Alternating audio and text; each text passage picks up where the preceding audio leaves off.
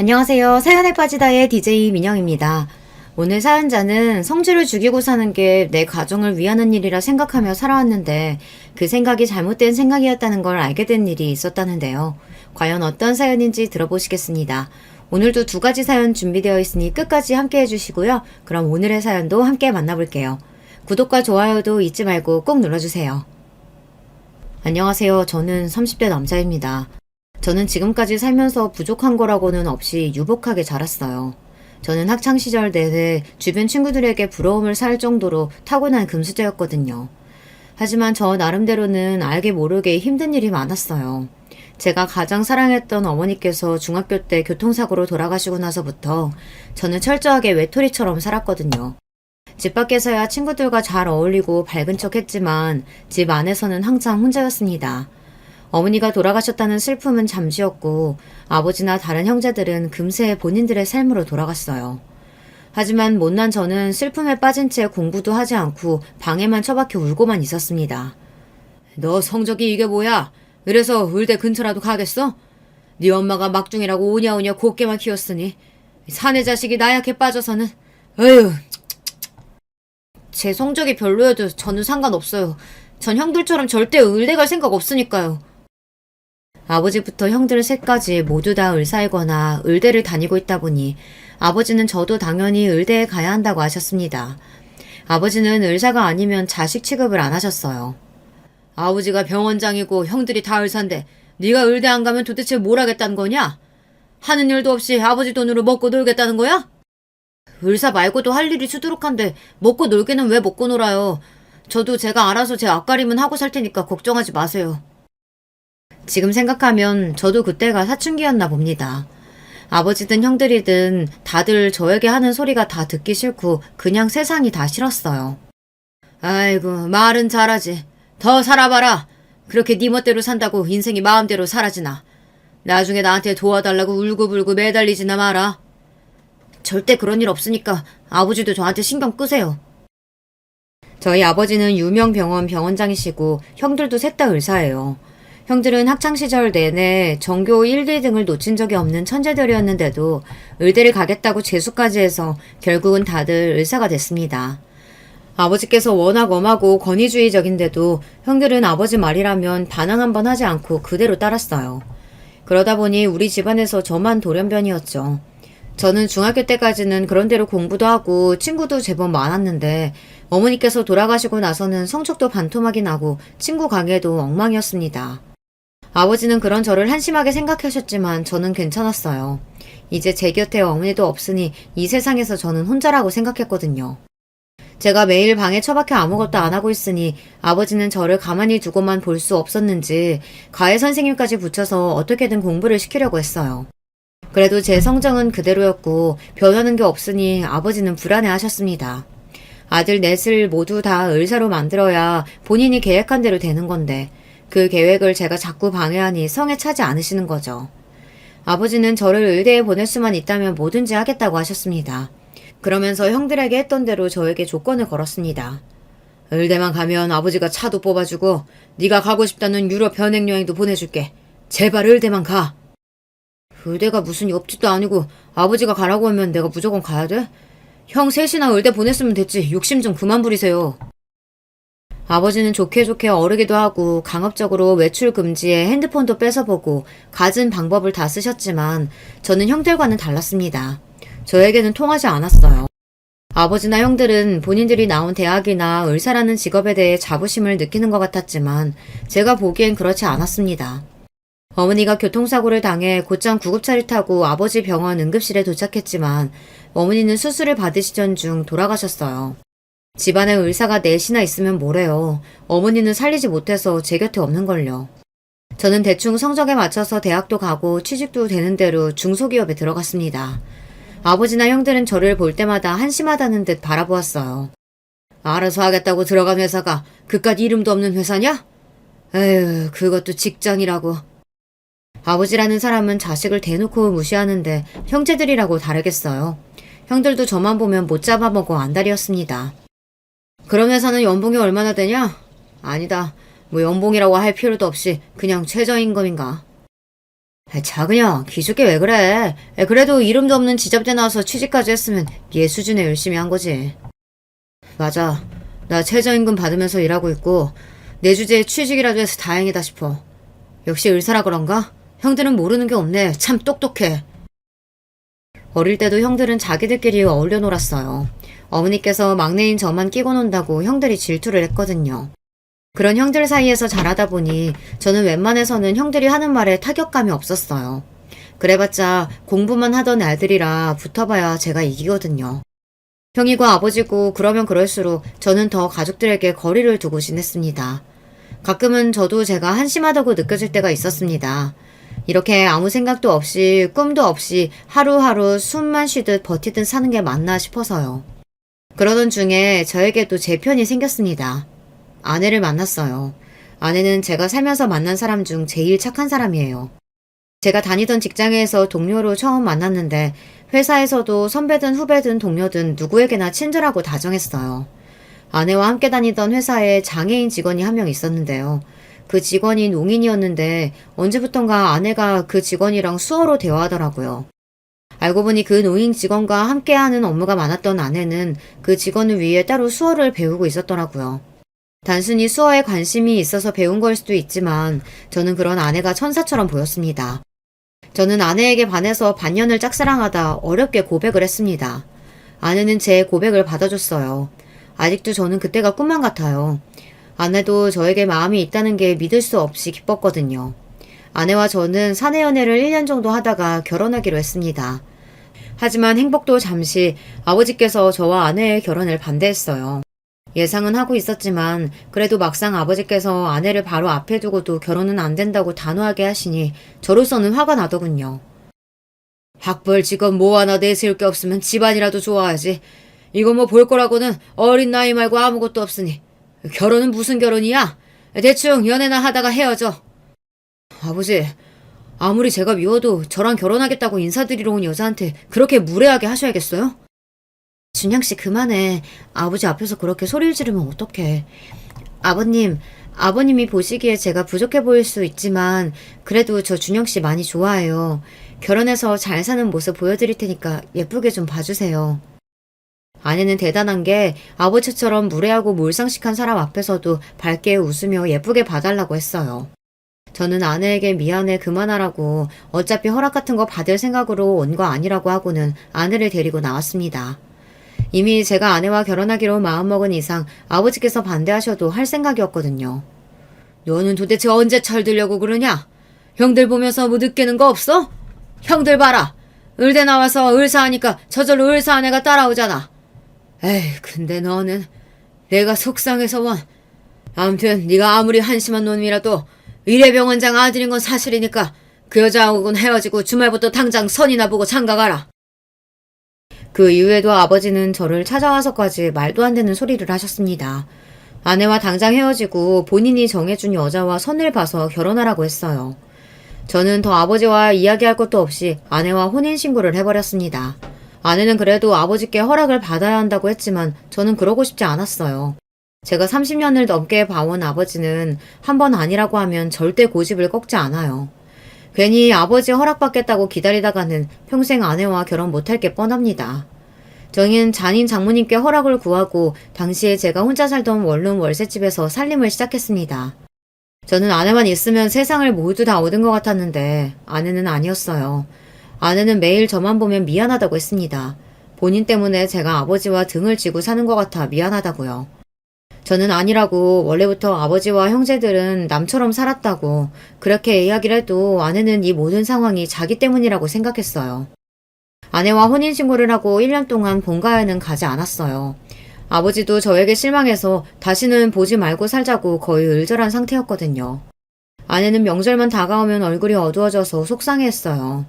아내의 그런 모습을 보면 저도 미안했습니다. 우리 집이 아니라 다른 보통의 시댁이었다면 아내는 굉장히 사랑받는 며느리가 됐을 거예요. 아내처럼 착하고 마음씨가 고운 사람을 못 알아본 아버지가 원망스러웠습니다. 그러던 중 일이 있었어요.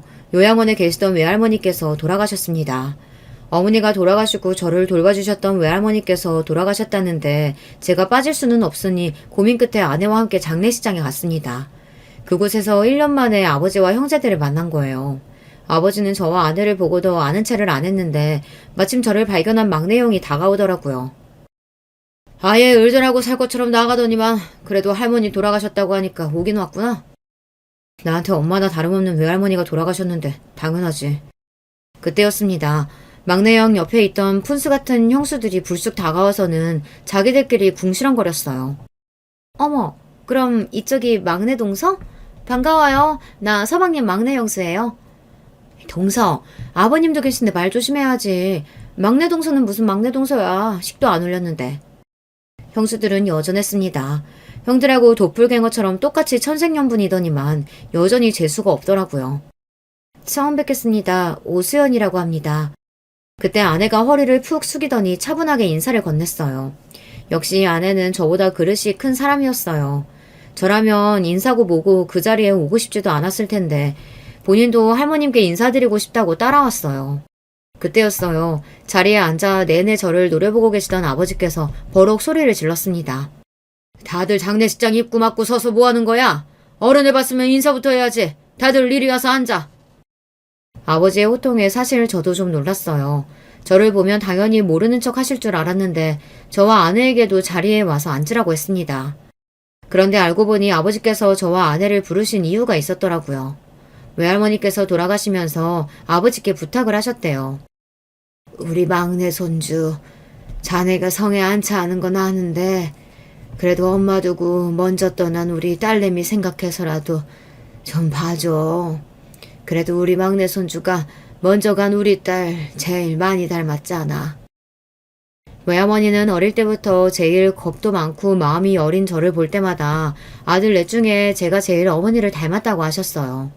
어머니가 돌아가시고 나서도 그런 제가 안쓰러워 매일 품에 안고 재워주셨습니다. 그런 외할머니의 유언이니 아버지도 안 들어주실 수 없었던 거죠. 사람들 보는 눈도 있는데 내 자식이 식도 안 흘리고 월세 산다는 게 말이 돼? 빠른 시일 내에 결혼식 날짜 잡고 집도 알아봐라. 아버지는 제 눈도 마주치지 않고 무뚝뚝하게 말씀하셨지만 저와 아내를 받아주셨습니다. 결혼식도 하고 집도 구해줄 테니 이사하라고 하셨어요. 저는 처음으로 아버지에게 감사하다는 말을 했습니다. 아버지도 순순히 감사하다고 하는 제 말에 놀라신 것 같았지만 저는 진심이었어요. 저도 이제 예전의 제가 아닙니다. 자존심이고 뭐고 아내도 생겼고 앞으로도 아이도 생길 텐데 내 가정을 위해서라면 아버지가 주시는 도움은 다 받고 싶었어요. 그렇게 아버지와 화해 아닌 화해를 하고 장례식장을 나오는데 주차장에서 형들과 형수들을 마주쳤어요. 언제 봐도 얄미운 형수들은 굳이 제 아내에게 안 해도 될 말을 한마디씩 했어요. 이제 곧 식도 올리면 우리 막내 동서 되는 건데 통성명은 해야죠. 우린 다 동문이고 같은 병원에서 근무해요. 막내 동서는 어느 대학 나왔어요? 작은 형수, 가족끼리 원래 무슨 대학 나왔는지 그런 거 물어보면서 통성명하는 건가요? 어머, 우리야 뭐 다들 동문인 경우가 많으니까 자연스럽게 물은 건데 무례했으면 미안해요 동서. 아닙니다. 다들 의사 선생님이시라는 이야기 준영 씨한테 들었어요. 너무 대단하고 멋있으세요. 우리 시댁에서는 당연한 건데 대단할 게 뭐 있나. 동서가 특이한 거지. 동서는 좋겠다. 시아버지 병원에서 일 안 해서. 우린 직장 대표가 시아버지라 눈치 엄청 보면서 일하거든. 형수들이 하는 말들은 아버지 말보다 더 들을 가치가 없었어요. 의사라는 양반들이 입만 열었다 하면 자기들 자랑이니까요. 형수, 아버지 병원에서 일하시는 거 그렇게 힘들면 제가 대신 아버님한테 말씀드릴까요? 형수 힘들어서 그만두고 싶어 한다고? 어머머, 서방님, 제가 언제 병원 그만둔다 그랬어요. 아니거든요? 준영이 쟤한테 말해봐야 본전도 못 뽑는데 뭘 그렇게 떠들어? 피곤해 죽겠는데 그만 가자. 형들이나 형수들이나 다 하나같이 한심하고 재수 없었습니다. 저런 인간들이 아버지 병원에 떡하고 버티고 있는데 아버지 병원도 잘 돌아간다는 게 신기할 따름이었죠. 그리고 얼마 뒤 저는 아버지께서 구해주신 아파트로 이사도 하고 식도 올렸습니다. 제가 능력이 안 돼서 아버지께 도움을 받는다는 게 자존심이 상하기도 했지만 그래도 제 아내는 이런 대접을 받을 만한 사람이 마땅하니 앞으로 제가 아버지께 이 도움을 갚으며 살아야겠다 하는 마음으로 살기로 했습니다.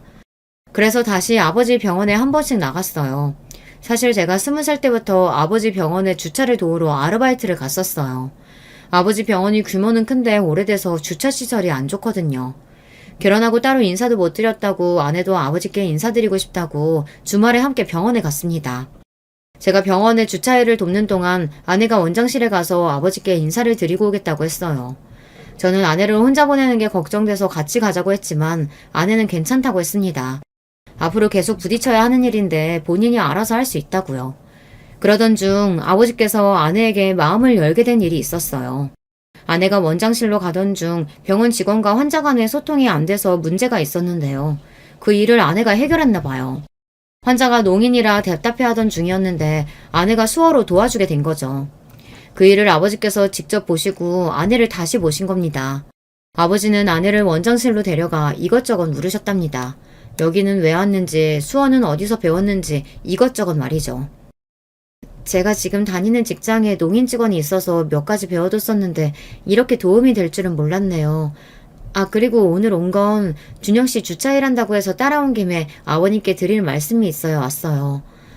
사실은 아버님, 제가 임신했어요.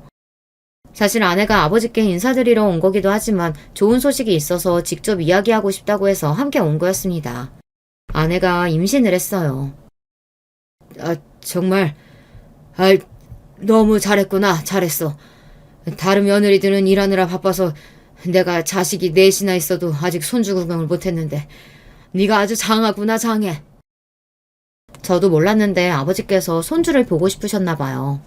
형들이고 형수고 다들 일하느라 바빠서 아이가 없어요. 아버지야 병원이 전부이신 분이니 손주 같은 건 별로 신경 안 쓰시는 줄 알았는데 그렇게 좋아하실 줄은 몰랐습니다. 심지어 아내에게 돌아가는 길에 맛있는 거 사 먹으라고 용돈까지 주셨대요. 그리고 잘 아는 산부인과도 소개하셨답니다. 병원을 나와 아내와 집에 돌아오는데 아내도 기분이 좋은지 아버지와 있었던 일을 시시콜콜 떠들더라고요. 그리고 얼마 뒤 생각지도 못한 일이 있었습니다. 아버지께서 저에게 먼저 전화를 하셨어요. 거의 1년 만에 있는 일이었습니다. 애가 입덧하는지 몸이 많이 야였더라. 임신해서 직장 생활하기 힘들 텐데 웬만하면 일 그만두라고 해. 돈 때문에 그런 거면 내가 생활비 보내줄 테니까. 순간 저는 당황해서 어안이 벙벙했습니다. 아버지께서 제 아내가 걱정돼서 전화하실 거라고는 생각도 못했으니까요. 더군다나 제가 생각지도 못한 이야기까지 하시니 놀라웠어요. 안 그래도 아내가 임신하고 한 달 동안 입덧 때문에 고생하면서 출퇴근하느라 살이 많이 빠졌는데 그걸 캐치하시고는 직장까지 쉬라고 하시니 놀랍더라고요. 말씀만이라도 감사해요. 제가 수연이랑 상의해 볼게요. 그래. 우리 집 첫 손주인데 무조건 건강하게 중요하지. 괜히 얼마 안 되는 돈 때문에 애 고생시키지 말고 내 말대로 해. 항상 학벌, 직업만 중요하다고 하시던 아버지 입에서 건강이 제일 중요하지 하는 말씀을 하시는데 하마터면 웃음이 터질 뻔했습니다. 그제야 알게 된 사실인데 아버지도 할아버지는 할아버지가 되셨나 보더라고요. 그러던 어느 날이었습니다. 어머니 제삿날이라 본가의 가족들이 모두 다 모였어요. 아내가 임신하고 형들과 형수를 처음 보는 자리였는데 다들 축하한다는 말을 안 하더라고요. 저는 괜히 기분이 상해서 먼저 한마디 했습니다. 다들 아직 못 들었나 봐. 우리 수연이 임신했어. 내가 형들보다 제일 먼저 아빠가 되는 거지. 제가 살면서 형들보다 잘하는 거라고는 싸우는 거밖에 없었는데 아내 덕분에 제가 제일 먼저 아빠가 된다고 생각하니 저도 모르게 어깨에 힘이 잔뜩 들어가서 턱을 바짝 올렸습니다. 그러자 형들이 다들 피식 웃으며 축하한다고 하더라고요. 와, 우리 코찔찔이 막내가 애 아빠가 된다고? 말도 안 돼. 너 애 만드는 방법도 알았냐? 뭐래. 형은 내일 모레면 마흔인데 어쩌려고 그래. 지금 낳아도 애가 대학 가면 환갑이네. 그래도 아들이 넷이나 있는데 이러다 우리 집 대 끊기는 거 아닌가 했는데 막내 네가 처음으로 큰일 했다. 당연하지. 내가 형들이 못하는 걸 해냈잖아. 근데 어떡하냐. 병원이라면 끔찍하신 아버지 손주 없어서 누구한테 병원 물려주냐 걱정했었는데 이제 네 자식 의사시키겠다고 괴롭히게 생겼다. 우리 아기가 병원을 왜 물려받아. 우리 아기는 뭐든지 자기가 하고 싶은 거 하라고 할 거야. 얼마만인지 모르겠습니다. 형들과 어릴 때처럼 농담하고 장난을 치는 게 말이죠. 이게 다 아내 덕분입니다. 아버지와도 가까워지고 형들과도 전보다 자연스러워진 게 다 제가 결혼하고 나서부터니까요. 그런데 이런 상황을 질투하는 사람들이 있었어요. 바로 형수들입니다. 제사를 지내는 내내 아버지께서 아내는 무거운 거 들지 말라고 들어가서 자꾸 쉬라고 하시니까 그게 또 보기 싫었는지 은근슬쩍 아내를 괴롭히더라고요. 병원에서도 간호사들이 임신만 하면 아주 엉덩이가 무거워져서 일도 제대로 안 해. 이럴 거면 일 그만두고 집구석에나 애나 볼 일이지. 돈 벌겠다고 기어나와서 왜 일을 안 하는지 모르겠다니까. 임신했을 때만 그래요? 애 낳아봐요. 매일 애 학교에 일 있다, 애 아프다, 스케줄 엉망이라니까. 동서는 그러지 마. 본인 임신했다고 일하는데 지장 주는 거 그거 완전 민폐야. 안 그래도 다음 달까지만 하고 일 그만두라고 하려고요. 아버지께서 생활비 주신다고 힘들게 일하지 말라고 하셔서요. 사실 아내는 아버지께 생활비를 받는 건 아닌 것 같다고 그냥 육아휴직을 좀 일찍 쓰겠다고 했지만 형수들 하는 꼬라지가 재수없어서 그냥 내질러 버렸습니다. 그러자 역시나 형수들은 눈이 동그래졌어요. 서방님 정말이에요? 아니 애 가진 게 뭐라고 아버님은 생활비까지 주신대요? 그러게요. 저도 그냥 일 때려치우고 임신이나 할까봐요. 형수들은 괜히 자기들끼리 흥분해서 임신을 한 해 만에 떠들었습니다. 글쎄요. 형수들은 이제 노산이라 가능할지 모르겠네요. 아내가 그만하라고 옆에서 눈치를 주는 바람에 거기까지만 했지만 저는 생각 같아서는 더 한 말도 하고 싶었습니다. 제 형수들이지만 정말 얄미워요. 아내는 안 그래도 형수들이 본인을 마음에 들어하지 않는데 제가 자꾸 아내 편만 들어서 형수들과 가까워지기 더 힘들다고 했어요. 저는 형수들과 친해질 필요 없다고 했지만 아내 생각은 달랐습니다. 저를 위해서라도 식구들과 다 잘 지내고 싶다고 했어요. 그러면서 앞으로는 형수들이 듣기 싫은 소리라도 본인이 다 알아서 할 테니 저에게 끼어들지 말라고 했습니다. 그리고 몇 달 뒤 아버지 생신날이 밝았습니다. 아내는 본가에 가기 전부터 저에게 신신당부했어요. 형수들과 친해질 기회니 끼어들지 말라고요. 여보 뭐해? 얼른 가서 음식 차리는 거라도 도우려면 지금 출발 빨리 해야 돼. 아내는 시아버지 생신이라고 일찍부터 일어나 미역국을 끓이고 후식으로 먹을 케이크와 쿠키를 직접 만들었어요. 형수들이 출장 뷔페 불렀다고 몇 주 전부터 생색내는 거 못 봤어? 힘들게 만들어 가봐야 좋은 소리도 못 들을 텐데 새벽부터 뭐하러 고생했어. 출장 뷔페도 좋지만 그래도 생신인데 며느리가 직접 만든 음식도 드셔보시면 더 좋을 것 같아서 내가 준비했지. 어때? 이쁘지? 제 아내지만 사람이 참 좋아요. 저렇게 착하고 재주 많은 사람이 하필이면 저 같은 사람을 만나 받지 않아도 되는 대우를 받으며 사는데도 불만 한마디 없이 항상 웃으며 밝게 저를 대해주니 고마울 따름이었습니다. 아내를 보면서 항상 생각해요. 형수들이 아내를 대우해주지 않는 만큼 저는 더 아내에게 잘해야겠다. 평생 떠받들고 살아야지. 매일매일 다짐하게 돼요. 아내가 만든 음식들을 예쁘게 포장해서 본가로 향했습니다. 본가에 도착하자마자 벌써 집안에는 음악 소리가 들리고 마당에는 테이블들이 놓여 있었어요. 유난스러운 형수들이 준비할 법한 규모였죠. 어머, 서방님 오셨어요? 근데 손에 든 거 그건 뭐예요? 뭐 떡이라도 맞춰온 거예요? 그러게. 모양이 딱 돌잔치날 떡집에서 주는 떡 모양이네. 우리가 출장 뷔페 다 불렀다니까 뭘 또 그런 걸 사왔어요. 형수들은 저와 아내를 보자마자 어떻게 하면 꼬투리를 잡을까 연구하는 사람들처럼 저희를 애워쌌습니다. 이거 떡 아니고요. 우리 시연이가 직접 만든 미역국이랑 디저트예요. 형수들은 매번 사람 불러서 파티만 할 생각만 해봤지 직접 미역국 한번 끓여본 적 없으시죠? 아내가 가만히 있으라고 했지만 어쩌겠어요. 형수들이 하는 꼴을 보면 참을 수가 없는걸요. 에이 서방님도 참. 우리도 음식할 시간 있었으면 아버님 위해서 100번도 넘게 했죠. 병원 일도 바쁜데 우리가 미역국 같은 걸 어떻게 끓여요. 형님들은 미역국 끓여보셨어요? 미역국은 무슨 내 생일날 미역국 먹을 시간도 없는데. 막내 동서가 음식한다고 고생한 것 같긴 한데 아유 동서는 암튼 몰라도 너무 모른다니까. 아버님이 음식이나 해다 바치는 며느리 예쁘다고 하실 것 같아?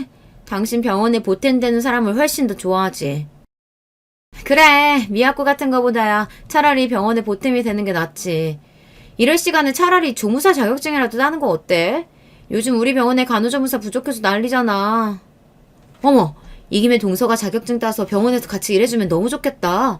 집에서 놀면 뭐해. 나와서 한 푼이라도 버는 게 낫지. 형수들은 하다하다 말도 안 되는 소리를 짓거렸어요. 임신한 아내에게 노는이 공부나 하랍니다. 저도 아버님 병원에 보탬이 되면 좋죠. 근데 제가 병원 일은 하나도 모르는데 조무사를 어떻게 하겠어요. 무슨 소리를 들어도 항상 웃어넘기는 아내도 기분이 상할 만했어요. 정말 형수들은 셋 다 의사면 뭐래요. 개념이라고는 없는데요. 하긴 간호조무사는 뭐 아무나 하나. 도대체 뭐가 재밌다고 자기들끼리 깔깔 웃으며 웃는데 저는 기분이 상해서 표정 관리가 안 됐습니다. 욱해서 지금 무슨 소리 하는 거냐고 언성을 높였는데 그때 옆에 있던 아내가 제 손을 지그시 잡더라고요. 그만하라고요. 저는 한숨이 절로 튀어나왔습니다. 말해봐야 뭐 하겠어요. 여우 같은 형수들한테는 무슨 말을 해도 본점도 못 보는걸요. 최소 꼬리 9개씩은 달린 형수들하고는 잠깐도 더 있고 싶지 않았습니다. 그럼 아버지 병원을 위해서 열심히 일하신 형수님들은 마저 하던 일 하세요. 저희는 아버님께 인사드리러 갈게요. 저는 아내 손을 단단히 붙잡고 구미호 같은 형수들 틈에서 벗어났습니다. 아내는 아무렇지 않은 척 미소 짓고 있었지만 얼마나 긴장했는지 손에는 땀이 흥건했어요. 저는 아내에게 미안해서라도 이 생일 파티가 한시라도 빨리 끝났으면 좋겠다 싶었습니다. 그런데 그 정도는 애교였어요. 생일 파티가 시작되고 나니 형수들은 대놓고 제 아내를 무시하기 시작했습니다. 아무리 생일이라도 그렇지 가족들끼리 모이는 자리에 병원 직원들도 초대해서 집안의 가족들보다 아버지 병원 직원들이 훨씬 더 많았어요. 그러다 보니 저와 아내는 낄 자리가 없었습니다. 아내는 자리에 멍하니 앉아있는 게 민망했는지 주방으로 들어가 일하시는 분들 일손을 도왔어요. 제가 하지 말라고 해도 가만히 앉아있는 게 더 힘들다고 하더라고요. 그럼 자기가 해온 미역국이랑 쿠키 아버지께 가져다 드리자. 인사도 못 드렸는데 저렇게 그냥 두면 아버지가 자기가 해온 것도 모를 거야. 일찍 도착해서 아버지께 인사를 드리려고 몇 번이나 방에 갔는데도 아버지께서 방에 안 계셨어요. 병원 직원들이 워낙 많다 보니 아버지께 따로 인사드릴 시간조차 없었습니다. 저는 아버지의 생신을 축하드리는 것보다 아내가 해온 미역국과 디저트를 아버지에게 맛보게 해드리고 싶었어요. 그래서 따로 준비해서 저와 아내가 들고 아버지가 계신 테이블로 갔습니다. 그런데 그때였어요. 저와 아내가 쟁반을 들고 있으니 출장 뷔페 직원인 줄 알았는지 병원 교수님 한 분이 아내에게 물은 어디 있냐고 물은 거예요. 저는 순간 기분이 상했지만 애써 표정을 가다듬고 그 손님에게 인사를 드린 뒤 이 원장님 막내 며느리라고 인사를 시켰습니다. 안녕하세요 교수님, 오랜만에 뵙겠습니다. 이쪽은 제 안사람이에요. 이 원장님 막내 며느리요.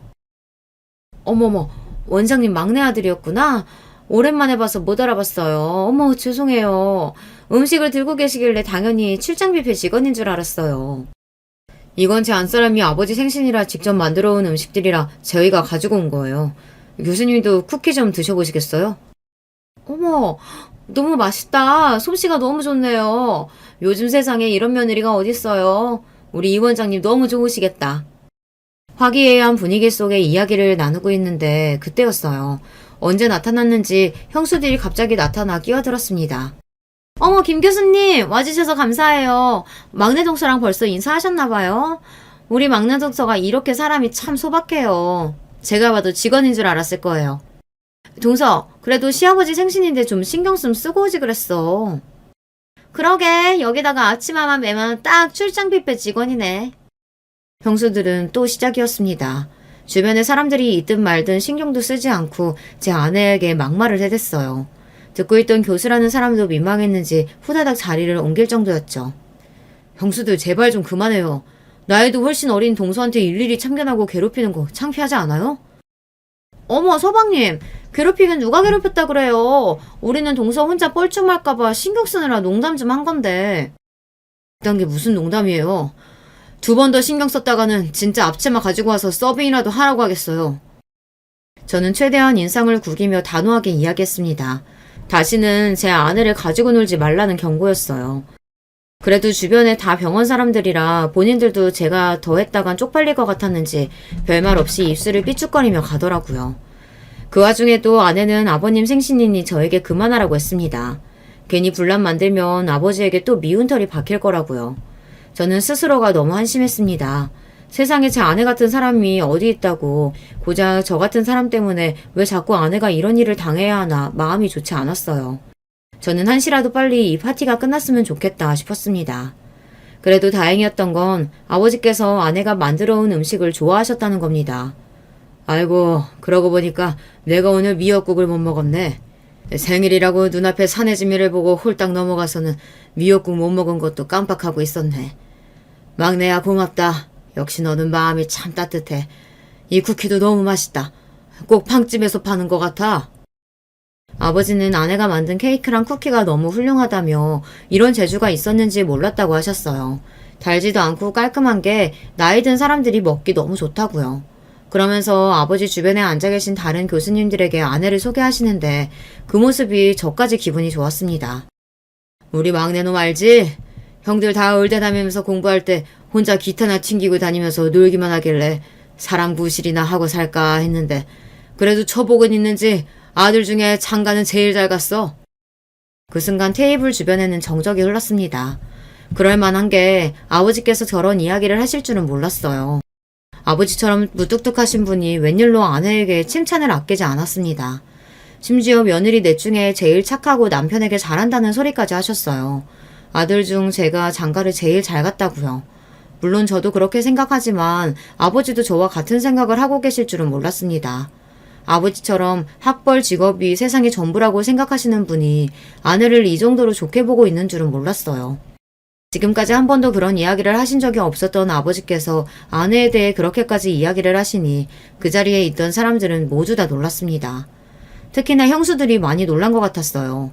형수들은 지금까지 자기들이 좋은 대학 좀 나오고 의사라는 이유로 자기들이 세상에서 제일 잘난 줄 알고 살면서 만만한 아내를 매일 무시하고 업신여겼었는데 아버지께서 다들 있는 앞에서 아내에게 며느리 중 제일 낫다고까지 이야기하셨으니 속이 부글부글 끓을 게 뻔했죠.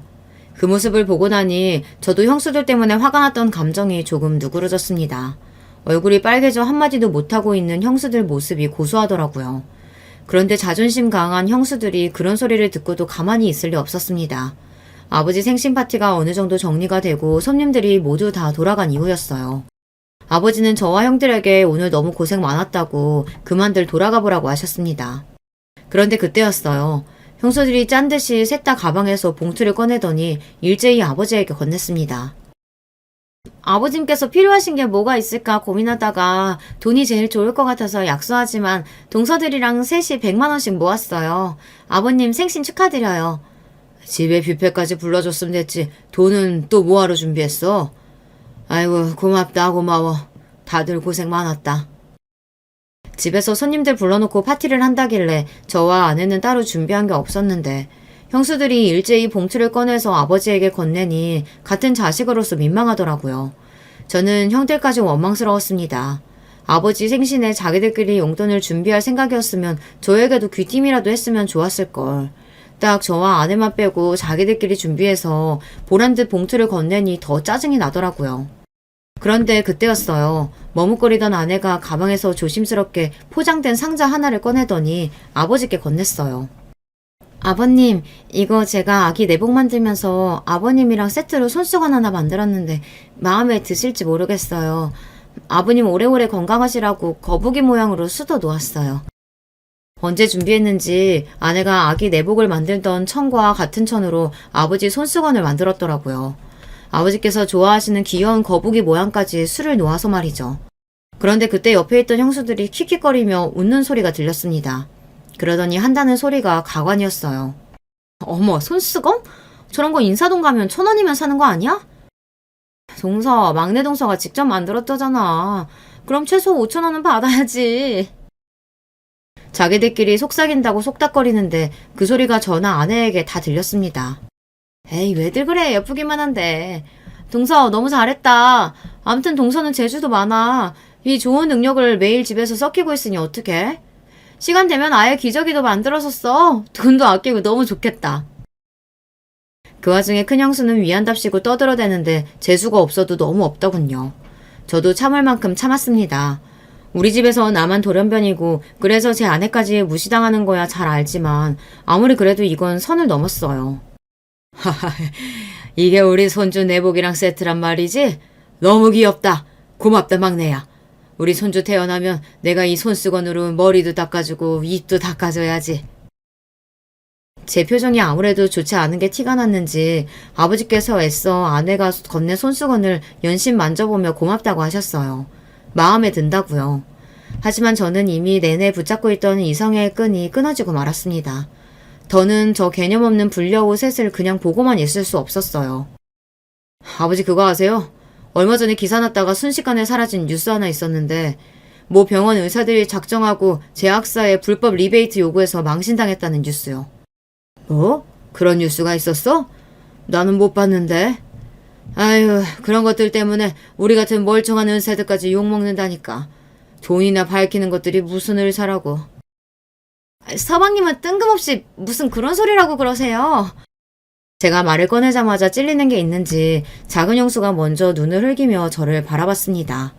당황한 건 큰 형수와 막내 형수도 마찬가지였어요. 그 모습을 보는데 저는 더 꼴보기 싫어 들은 채도 하지 않고 아버지에게 더 바짝 다가가서 본격적으로 이야기를 했습니다. 아버지, 제가 얼마 전에 병원 갔다가 들었는데 글쎄 그게 우리 병원 의사들 이야기라네요. 어머 서방님, 그게 무슨 소리예요? 그런 소리 도대체 어디서 들었어요? 당황한 큰형수가 갑자기 제게 달려오더니 제 팔을 붙잡았어요. 그러더니 제 눈을 맞추며 그만하라는 듯 고개를 흔들었습니다. 그 모습을 보는데 저는 웃음이 절로 튀어나왔어요. 이 정도 가지고 쪼시면 어떡해요, 형수? 이제 시작인데. 아버지, 그 기사에 나온 의사들이 바로 형수들이에요. 저도 최근에 알았는데 형수들이 셋이 작당하고 제약사 영업사원들한테 리베이트 요구했다가 거절당하니까 억하심정으로 제약사 바꾸려고 하다가 제약사 영업사원한테 걸려서 기사까지 났더라고요. 그랬습니다. 저도 20대부터 20년 가까이 병원을 왔다 갔다 하다 보니 친한 직원들이 많습니다. 제가 병원장 아들이라는 걸 다들 아니 제 앞에서는 병원 이야기를 다들 쉬쉬하지만 제가 누군지 모르는 들어온 지 얼마 되지 않은 직원들이나 아르바이트생들은 제 앞에서도 이런저런 이야기를 슬슬 터놓더라고요. 그러던 중 형수들이 셋이 작당하고 제약질의 갑질한 사실을 알게 됐습니다. 그 일로 억울했던 제약사에서 기사를 터뜨리니 형수들이 당황해서 곧장 제약사에 사과하고 기사를 무마했나 보더라고요. 행여나 아버지 귀에 들어갈까봐 몸을 사린 거죠. 이 이야기를 처음 들었을 때 아버지께 이야기를 해야 하나 말아야 하나 고민도 했었지만 지금 와서 보니 제가 뭐하러 형수들 비밀을 지켜주나 싶네요. 뭐야? 이게 사실이야?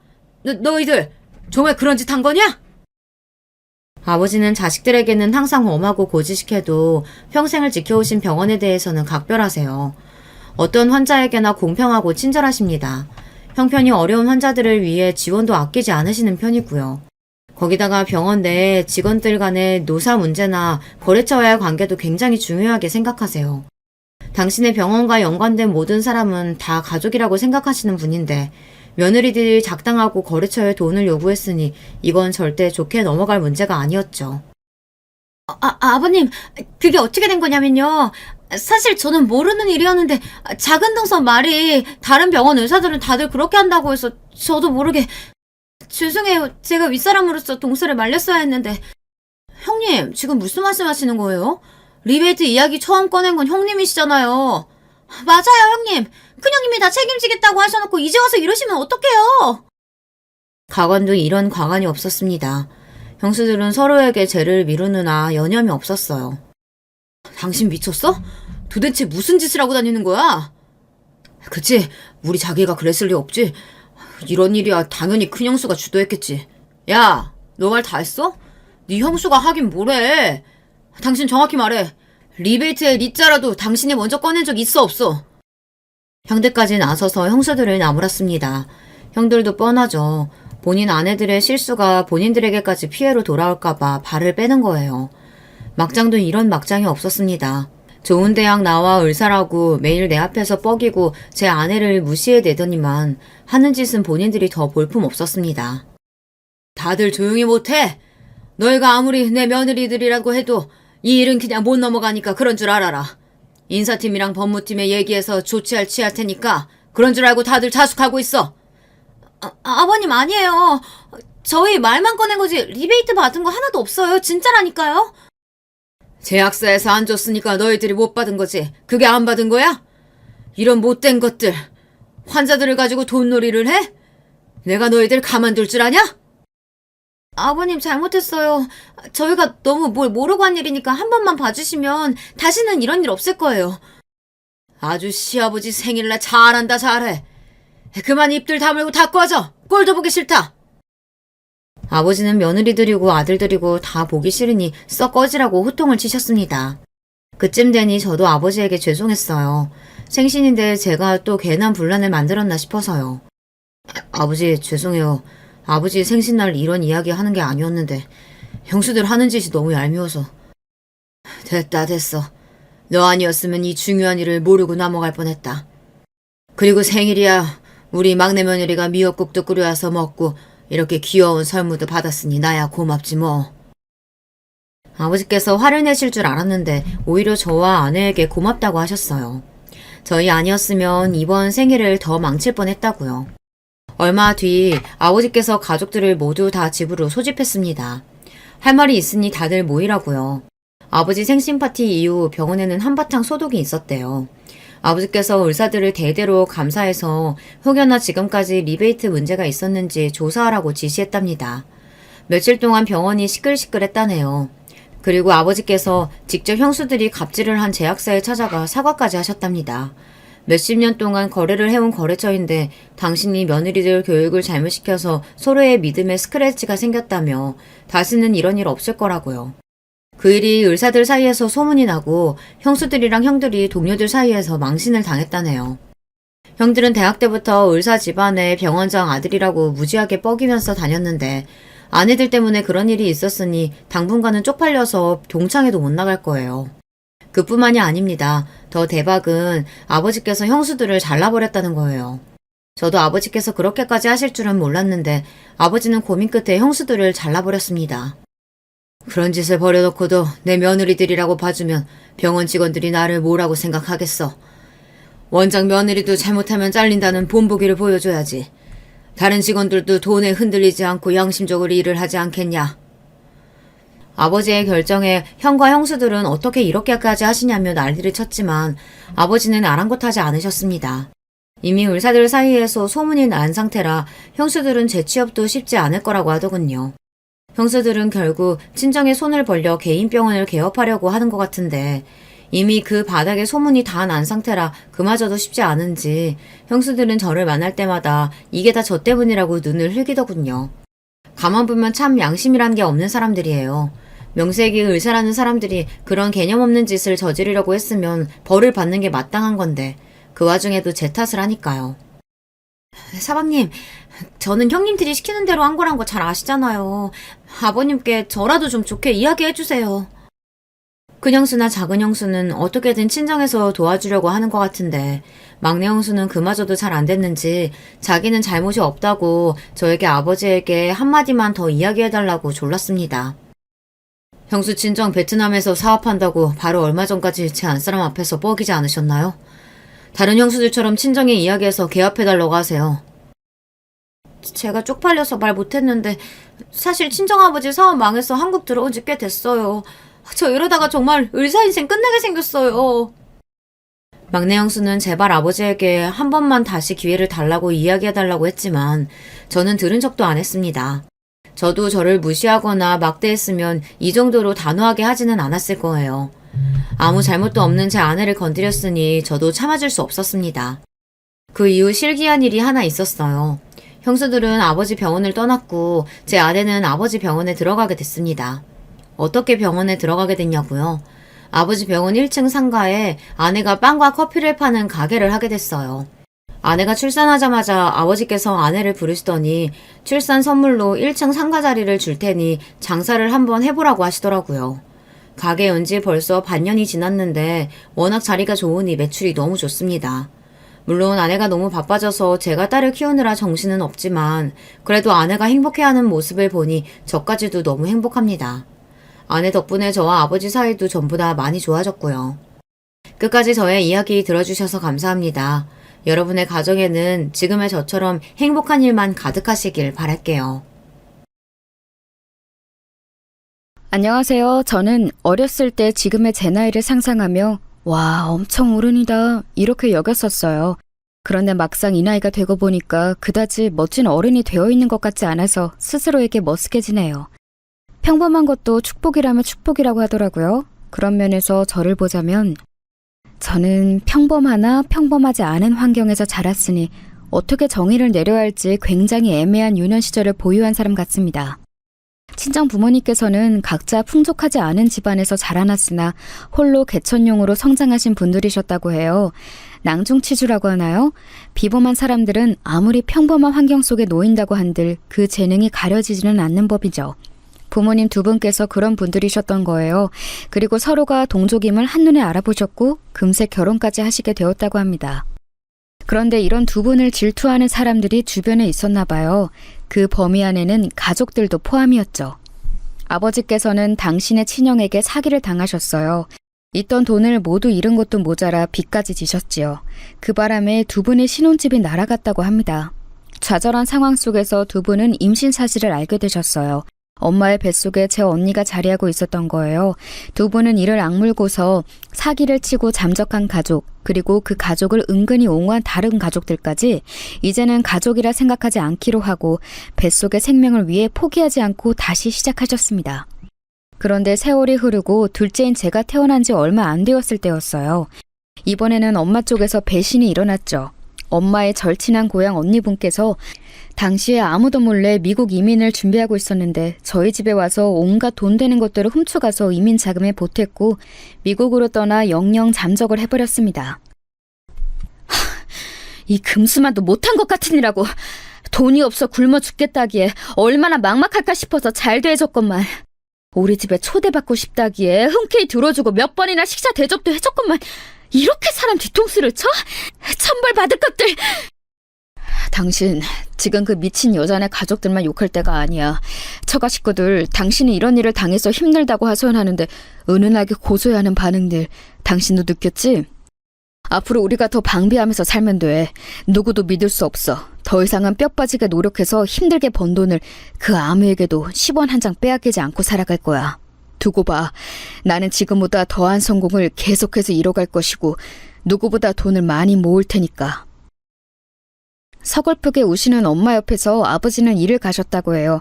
저는 너무 어려서 당연히 그 상황을 몰랐는데 언니가 그런 일이 있었다고 나중에 제가 크고 나서 말을 해주더라고요. 친정 부모님께서는 그 이후로 무지막지한 구두쇠가 되셨답니다. 특히 아버지요. 분명 초반에는 그 정도까지 심각한 구두쇠가 되실 작정은 아니셨을 거예요. 그런데 점차 그런 버릇이 고착되어 가면서 정도가 심해지신 거겠죠. 고기도 먹어본 사람이 그 맛을 안다는 것처럼 돈이란 것도 써버릇 해본 사람이 쓸 줄 아는 거거든요. 마감 세일에 길들여진 사람은 절대 마트에서 제 시간에 파는 정가의 물건들을 선뜻 구매하지 못한다고 하던데 저는 그 말이 뭔지 10분 이해할 수 있었습니다. 저는요, 제가 중학교 때까지는 저희 집이 가난한 줄 알았던 사람이에요. 오죽하면 그랬겠나요. 엄마, 나 이제 운동화가 너무 작아졌는데 새로 하나 사주면 안 돼요? 이번에 중간고사도 잘 봤으니까 새 운동화 사주세요. 네? 그거 아직 상태가 너무 멀쩡해 보이는데 굳이 새로 사겠다고? 나는 네 나이 때 더 이상 발이 자라지 않았었는데. 아유, 그래 뭐 신발이 불편하다는데 어쩔 수 없지. 엄마가 다음에 시장에 장 보러 갈 때 신발 가게 들려서 사올게. 색깔은 검은색이면 될까? 시장이요? 아, 진짜 엄마. 시장표 운동화도 너무 창피한데 왜 또 검은색이에요? 그거 때 타지 말라고 어두운 색 고르시는 거 내가 모를 줄 알아요? 나도 마음 같아서는 하얀색 나이키 운동화 신고 싶다고요. 이런 내 마음도 모르고 그렇게 쉽게 시장표 검은색 운동화 사오신다고 하시는 게 정말 너무해요. 그리고 이 나이 먹어서 엄마가 운동화 사오는 애들은 없다고요. 다 자기가 매장 가서 직접 고르지. 체육대회를 앞둔 시점이었기 때문에 저는 새 운동화가 너무 간절했었어요. 엄마는 망설이시는 기색을 한껏 보이시다 저에게 새 것을 직접 사라며 그 보기 힘든 지갑을 꺼내어 지폐를 내미셨습니다. 그리고 제가 반갑게 그것을 받아들려고 할 때였죠. 어디선가 불쑥 나타난 손이 그 돈을 중간에서 휙 낚아챘어요. 저는 어이가 없어서 그 손길의 주인을 쳐다보았습니다. 무슨 중학생이 이렇게 비싼 운동화를 사 신는다는 거야? 한참 공부를 열심히 해야 할 때인데 마음이 쓸데없이 콩밭에 가 있는다는 게 벌써 티가 나는구만. 내 눈은 못 속이지. 당신 애들한테 자꾸 이렇게 무르게 굴지 마라. 버릇만 나빠져. 가뜩이나 지연인 녀석이 대학생 됐다고 멋부리라고 허파에 바람 들어간 거. 그 정신머리 고치가 아니라 힘들어 죽겠는데 지선이는 더 제때 더 똑바로 키워야 할 것 아니야? 제가 보기에는 언니가 친구들에 비해서 쪼들리면서 하는 것 같던데요? 힘들게 아르바이트도 계속하고 그게 어딜 봐서 허파에 바람이 들어간 건지. 너 지금 뭐라고 중얼중얼거리는 거야? 지선이 너 이 녀석 정신 똑바로 안 차릴래? 공부나 열심히 해서 좋은 대학 들어가고 장학금 받을 생각이나 해. 괜한 잡생각이나 하지 말고. 아버지께서는 엄마께서 저에게 주셨던 5만 원 중 3만 원만 도로 돌려주셨습니다.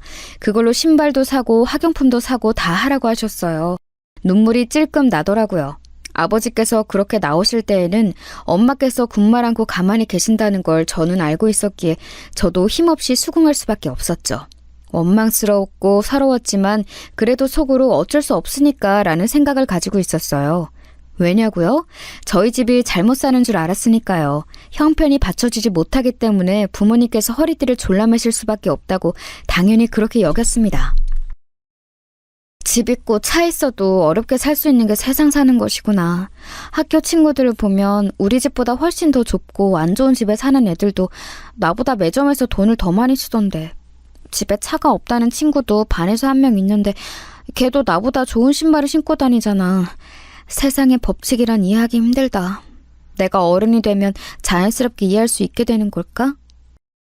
그런데 제가 어른이 되기 전에 그 비밀을 알아버렸어요. 제가 대학 입시 때문에 너무 스트레스를 받아서 어느 날 언니에게 상담을 청했을 때였습니다. 명문대학을 목표로 잡고 있는 것도 저에게는 압박으로 다가왔는데 거기에다가 장학금까지 노려하니까 더욱 숨이 막힌다는 얘기를 제가 꺼냈었죠. 저희 집에는 4년 내내 그 비싼 학비를 감당할 경제력이 없을 거라고 여겼으니까요. 그런데 언니가 진짜 기가 막히고 코가 막힌다는 표정을 지으면서 저한테 이런 말을 하는 게 아니겠어요? 야, 지선아, 너 지금 진심으로 하는 소리야? 너 진짜로 몰라서 이런 말 하는 거 맞지? 우리 집 가난하지 않아. 오히려 웬만한 집들보다 돈 많아. 그런데 쓸 돈이 없어서 그게 문제일 뿐이야. 뭐? 우리 집이 돈이 없는 게 아니었어? 그런데 쓸 돈이 없다니 그건 무슨 말이야? 나 지금 되게 혼란스러워. 아휴, 우리 집에는 돈을 버는 능력은 있지만 그걸 쓸 생각은 없다는 뜻이야.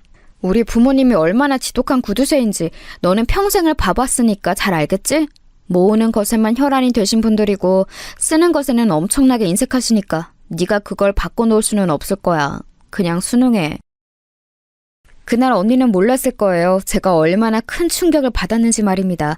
지금 생각해보면 저는 약간 눈치도 없고 어리숙하고 순진한 편이었던 것 같아요. 그러니 부모님께서 돈 없다, 먹고 죽을래도 없다 이런 말씀을 습관적으로 하시는 걸 들으면서 아, 그렇구나 하고 말았겠죠. 멀쩡한 아파트에 살고 있는 것 자체가 사실은 가난한 것과는 거리가 먼 것이었는데 말입니다. 제가 그날 이후로 얼마나 서럽고 분하고 억울해서 부모님과 많이 싸웠었는지 몰라요. 대학을 갔는데 용돈을 벌려고 아르바이트를 하느라 허덕이는 제 자신을 보면서 부모님 원망도 많이 했었고요. 특히 아버지와 대립을 많이 했고 옆에서 네가 이해해라고 저를 다독이시는 엄마도 짜증났던 것 같아요. 자존심 때문이라도 그냥 손 안 벌리고 저 알아서 살고 싶어지더라고요. 외국계 회사에서 일하던 언니는 어쩌다 보니 그 본사가 있는 해외에서 일을 하게 되었는데요. 그러더니 거기서 형부를 만났고 자리 잡게 되었습니다. 형부가 꽤 유복한 집안에서 자란 인물이에요. 언니는 일적인 능력이 좋았으나 완전히 선남선녀가 만나서 결혼을 한 거였죠. 알아서 인생 잘 사는 언니를 보며 저는 더더욱 더럽고 치사해서라도 부모님께 아쉬운 소리 안 하고 산다는 다짐을 하게 되었던 듯 싶네요. 시간이 흘러 저는 굉장히 수더분한 남자와 만나 결혼을 하게 됐습니다. 아니, 수더분하다는 말로는 부족하고 무소유의 포변이라고 할까요?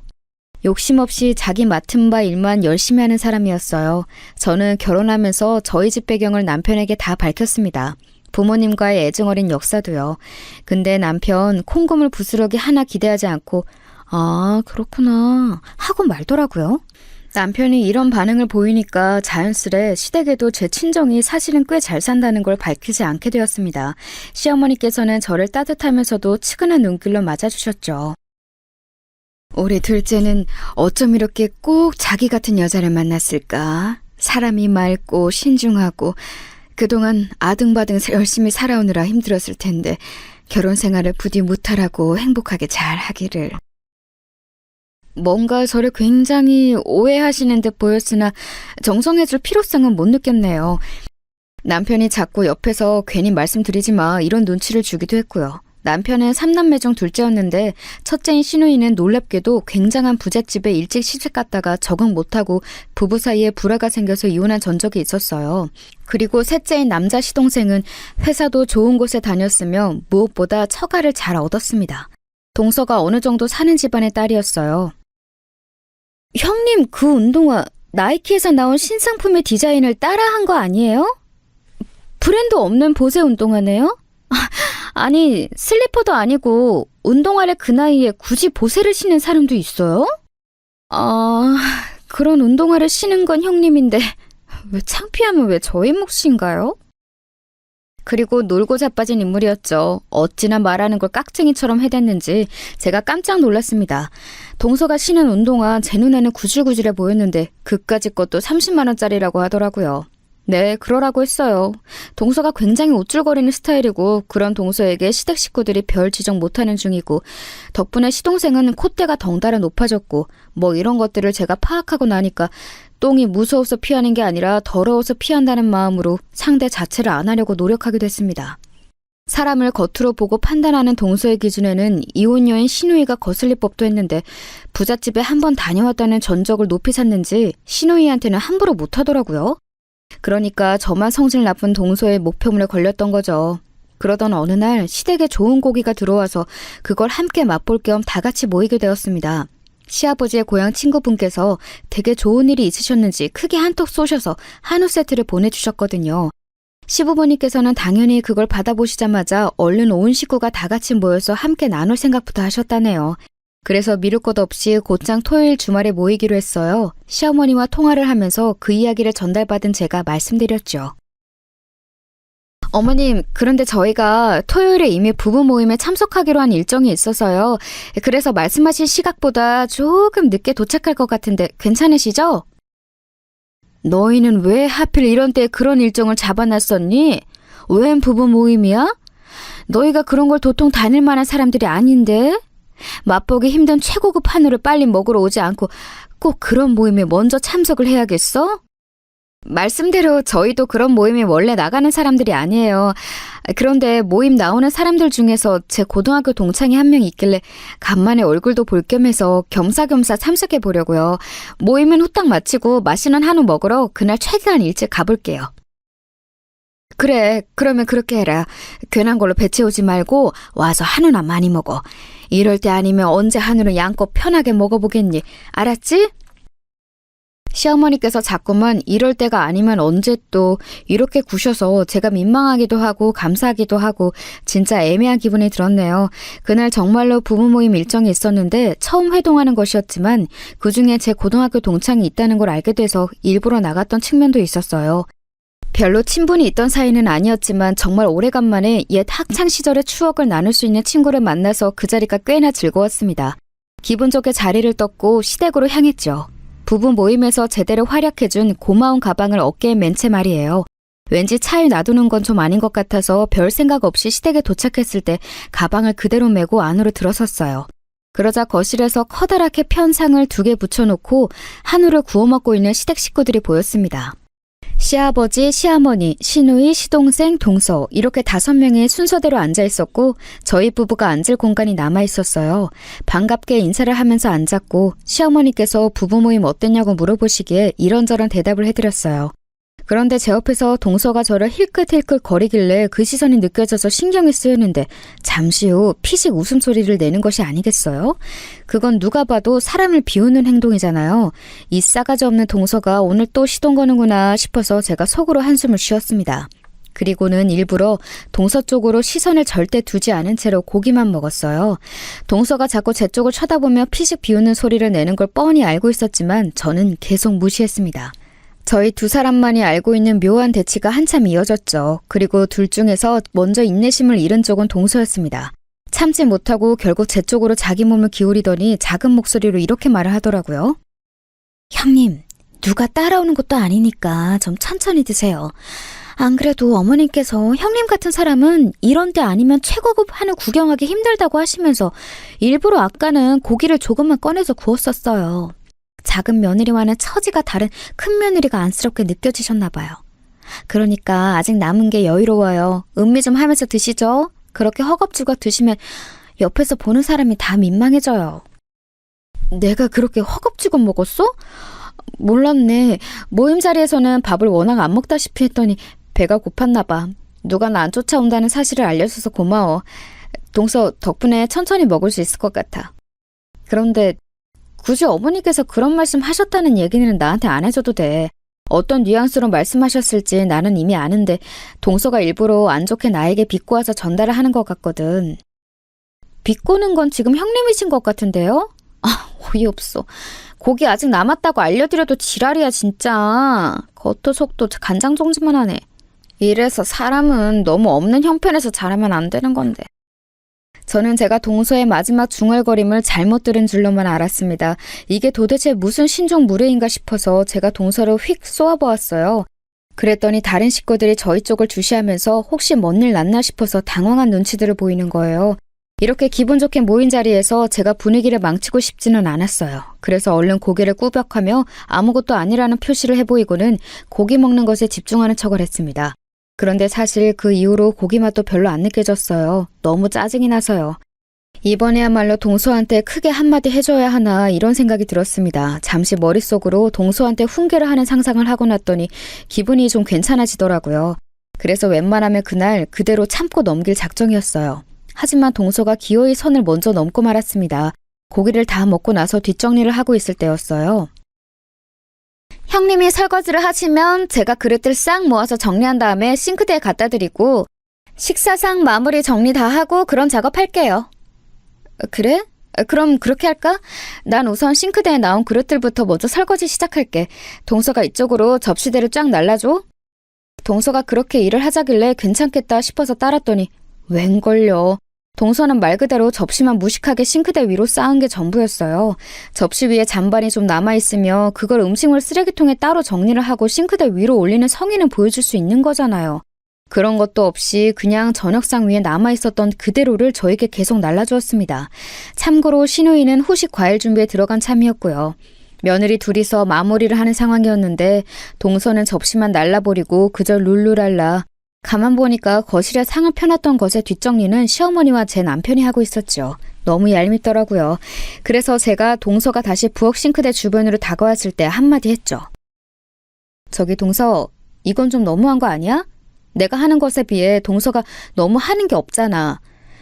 이건 본인이 생각해도 좀 심하다고 생각이 들 것 같은데 안 그래? 네? 전혀 아닌데요? 저는 그렇게 생각이 안 드는데요. 형님, 오늘 늦게 오셨잖아요. 그럼 상 차리고 준비하는 건 누가 다 했겠어요? 그때 빠지셨으니 지금 하셔야죠. 그런 거였어? 아까 일을 많이 해서 지금은 안 한다는 거였어? 그러면 내가 지금 당장 어머니께 가서 아까 상 차리실 때 동서가 같이 준비한 거 맞냐고 여쭤봐도 되지? 이상하게 나는 동서가 아까도 뒷짐만 지고 있었을 거란 생각이 들거든. 왜 그런 건 꼬치꼬치 묻고 짚으려고 하세요? 제가 그렇다고 하면 그냥 그런 줄 알면 되는 거잖아요. 어차피 설거지나 이런 집안일 이골이 나게 많이 해오셨을 분인데 이것 좀 혼자 하신다고 해서 뭐가 덧나나요? 저는 형님과는 다르게 집에서 힘들게 가사노동을 안 하면서 곱게 컸어요. 이런 기본적인 차이도 있다는 걸 배려심 가지고서 고려해 주셨으면 좋겠네요. 듣자하니 황당한 개소리를 하네? 동서, 지금 그 말은 뭐야? 그럼 나는 뭐 집에서 가사노동하면서 험하게 큰 사람이라는 거야? 나도 그다지 험하게 자라지 않았어. 알지도 못하고 함부로 말하지 마. 저에 비하면 험하게 자라셨다는 거죠. 딱 봐도 계급 차이라는 게 있잖아요. 뭐? 그건 그냥 넘길 수 없겠는데? 방금 뭐라고 그랬어? 계급 차이? 울컥한 제가 당장 고무장갑을 벗어던질 기세였는데 동서가 사람 약 올리는 표정으로 입술을 실룩거리더니 먼저 자리를 떠버렸습니다. 거실 쪽으로 도망간 동서를 그렇다고 제가 무작정 따라갈 수도 없는 노릇이고 이 나이 먹고 이런 걸로 화딱지 부리지 말자 싶어서 꾹 참고 마저 설거지를 했어요. 정말 해도 해도 끝이 없더라고요. 상 크게 차려서 먹을 때야 즐겁고 신나지만 뭐든지 뒷정리가 골치 아픈 문제라는 거 집안일 해보신 분들은 다들 아실 거예요. 힘들게 설거지만 다 끝내놓으면 다인가요? 아니죠. 그럼 이제 또 설거지 전쟁을 벌일 부엌 정리가 남은 거죠. 거기까지 제가 혼자서 다 하는데 속에서 아무리 잠재우려고 해도 얄미운 동서가 아른거려서 열불이 터졌습니다. 싱크대 물기까지 점검을 다 하고 나서야 과정이 끝났고 제가 터덜터덜 거실로 나갔다가 조금 놀라고 말았어요. 저를 제외한 모두가 너무나도 평온하게 모여서 후식 과일을 먹고 있었거든요. 가장 먼저 저를 발견한 남편이 씩 웃어주다가 이내 흠칫하는 표정을 지어 보였습니다. 제가 그 사이 너무 피곤한 몰골이 되어 있었으니 그랬겠죠. 그 다음으로 시어머니께서 저를 보시더니 이런 말씀을 해서 저를 또 놀라게 만드셨어요. 이제야 다 한 거니? 아니, 너는 그러길래 왜 그걸 혼자 다 하겠다고 고집을 부렸어? 작은 애가 너 도와주러 갔다가 네가 필요 없다고 그러는 바람에 머쓱하게 돌아섰다고 하더라. 네? 동서가요? 저는 동서한테 그런 말 들은 적 없는데요. 동서? 뭐라고 말 좀 해봐. 나 혼자 다 하도록 떠넘기고 도망간 거 동서 아니었어? 제가 너무 당황해서 대꾸했더니 동서가 눈을 동그랗게 뜨면서 고개를 절레절레 흔들었습니다. 그러자 그 옆에서 시동생은 뭔가 의사소통에 오해가 있었던 것 같다는 말을 변경이랍시고 하더라고요. 근데 너무 황당했던 게 시동생이 그런 말을 늘어놓으니까 시아버지께서는 헛기침을 2번 하시면서 난 모른다 라는 표시를 하셨고 신우이는 눈알만 엄청 굴려대더니 갑자기 휴대폰을 꺼내서 그것만 뚫어지게 보면서 역시나 난 몰라 라는 표시를 하더라고요. 시어머니께서는 어색하게 호호 웃으시면서 저한테 얼른 와서 과일 남은 거라 먹으라고 하셨고요. 그러니까 동서가 잘못을 했든 말든 이런 상황에서 다들 제 편을 들어주기에는 어렵다고 표현하는 중인 셈이었죠. 제가 표정이 어두워진 채로 다가오니까 남편은 제 눈치를 살폈습니다. 저한테 입모양으로 내가 한마디 할 거야? 이러더라고요. 아유, 그냥 또 오지게 똥 한번 밟은 셈 치자 싶어서 남편에게 고개를 도리도리 해줬어요. 이때 집에 가기 전에 얄미운 동서 뒤통수나 칠수인 척 한번 후릴까 말까 이런 고민을 혼자 속으로 하고 있었습니다. 저는 그런 생각으로 멍하게 있었고 시선은 의미 없이 텔레비전에서만 고정하고 있던 상태였는데요. 그래서 몰랐어요. 시댁 식구들이 뭐 때문에 시시덕거리면서 이야기를 나누고 있는지 말입니다. 아니 정확하게는 동서가 시시덕거리는 이야기를 나머지 식구들이 듣고 있는 것이었죠. 잡담이 들려오든 말든 저는 멍하게 생각하는 것만 이어가고 있었는데 갑자기 동서의 목소리가 카랑카랑하게 날아들었어요. 형님, 아무리 그래도 샤넬 가방을 가품으로 매시는 건 너무 티나는 거 아시죠? 아까 부부 모임에 다녀오셨다더니 어쩜 좋아요? 거기 계셨던 분들 이거 가품이라고 다들 그렇게 생각하셨을 텐데. 뭐? 동서 지금 내 가방 보고 있는 거였어? 방에다가 둔 줄 알았는데 거실 구석에 뒀었나 보네. 남의 가방은 왜 살펴봐? 그리고 웬 가품 타령이야? 남도 아니고 가족끼리 너무 그렇게 구실 필요 없어요. 집안에서 만신당하고 바깥에서 망신 안 당하는 게 낫죠. 안 그래요? 제 생각인데 형님, 부부 모임에서 만난 그 분들한테 뒤에서 비웃음 엄청 당하시겠다. 제가 조언 드리는데요. 오늘 만났던 그 조합하고는 다시 만나지 마세요. 다른 명품도 아니고 샤넬을 이렇게 티나게 가품으로 메고 다니는 거 대학생들이나 할 법한 짓인데 너무 창피한 일이라고 다들 그렇게 생각하고 있을 거예요. 다시 안 만나시는 게 상책이죠. 제가 정신을 빼놓고 있던 사이 동서가 제 가방을 살펴보고서는 멋대로 이거 가품이다 라고 떠든 모양이었어요. 그런데 제가 반응이 없자 굳이 저를 불러서 공개 망신을 준 것이었죠. 정작 부부 모임 현장에서는 제가 망신을 당하지 않았건만 동서의 말이 너무 황당하고 우스웠습니다. 그 부부 모임에서 만난 고등학교 동창은 제가 메고 나간 가방을 보면서 우와 소리를 냈었고 저와 함께 명품 이야기도 나눴어요. 그런데 제가 솔직하게 명품에는 문외한이라고 밝히니까 사실은 자기도 명품 세계는 잘 모르는데 허세를 부리고 싶은 마음에 가끔 공부한다고 그 친구가 그랬습니다. 그러면서 학교 다닐 때 저를 알았는데 집은 잘 사는데 검소한 애라고 은근하게 소문난 걸 들었었다고 했어요. 학창시절 그대로 제가 잘한 것 같다면서 그 친구는 웃었죠. 저는 마냥 따라 웃을 수 없어서 샤넬 가방만 매만지며 상념에 잠겨 있었던 것 같아요. 아무튼 그런 시간을 보낸 후였는데 동서가 멋대로 짐작과 평가를 동시에 한다는 게 어이가 없었습니다.